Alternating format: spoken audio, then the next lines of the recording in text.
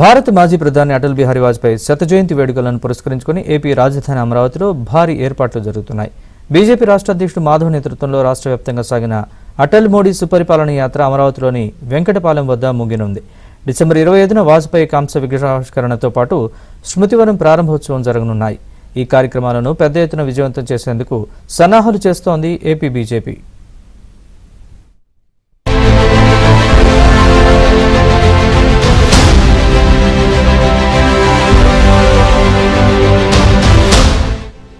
అమరావతి రాజధాని ప్రాంతం మాజీ ప్రధాని అటల్ బిహారీ వాజ్పేయి స్మృతులతో పులకించబోతోంది. డిసెంబర్ 25న వాజ్పేయి శత జయంతిని పురస్కరించుకొని బీజేపీ నేతృత్వంలో ప్రభుత్వ సహకారంతో అత్యంత ప్రతిష్టాత్మకంగా ఈ వేడుకల్ని నిర్వహిస్తున్నారు.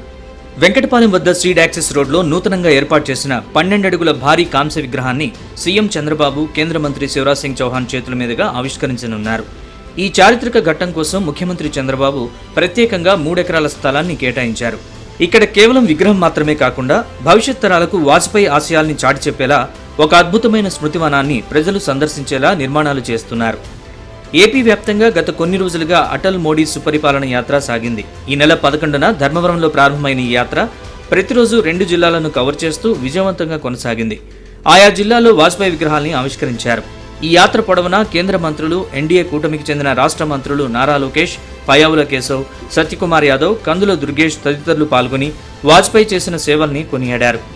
దేశంలో జాతీయ రహదారుల అనుసంధానం, గ్రామీణ రోడ్ల నిర్మాణం, విద్యా హక్కు చట్టం, భారత్ను అణుశక్తి సంపన్న దేశంగా మార్చిన ఘనత అటల్జీకే దక్కుతుందని నేతలు ప్రజలకు గుర్తు చేశారు.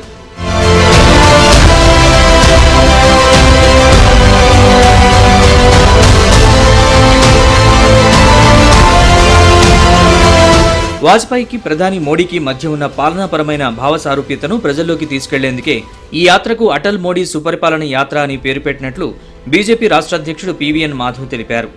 గత ప్రభుత్వ విధ్వంసకర పాలన నుంచి ఏపీని గట్టెక్కించి 2047 నాటికి భారత్ను ప్రపంచంలోనే అగ్రగామిగా నిలిపే లక్ష్యంతో కూటమి ప్రభుత్వం పనిచేస్తోందని ఈ యాత్ర ద్వారా సందేశమిచ్చామన్నారు. రేపు ఈ యొక్క యాత్రకు ఒక అద్భుతమైన ముగింపులా మన యొక్క అమరావతిలో అనేక రకాల నిర్మాణాలు జరుగుతున్నాయి. కానీ ఎవరి విగ్రహం కూడా అమరావతిలో లేదు. అమరావతిలో వచ్చే మొట్టమొదటి విగ్రహం అది కూడా అటల్ బిహారీ వాజ్పేయి గారిది రావటం, అది కూడా రాష్ట్రంలో తెలుగుదేశం ప్రభుత్వం ఉండి దాంట్లో మేము భాగస్వాములు ఉంటే ఆ విధంగా అటల్ బిహారీ వాజ్పేయి గారి విగ్రహం పెట్టడం అనేది ఉందో నిజంగానే ఒక అద్భుతమైన విషయం. అమరావతిలో జరగనున్న ఈ ముగింపు సభను అత్యంత వైభవంగా నిర్వహించేందుకు బీజేపీ శ్రేణులు సమాయత్తమవుతున్నాయి. యాత్ర సమన్వయకర్త నాగోత్ రమేష్ నాయుడు ఇతర నాయకులతో కలిసి ఏర్పాట్లను పర్యవేక్షిస్తున్నారు.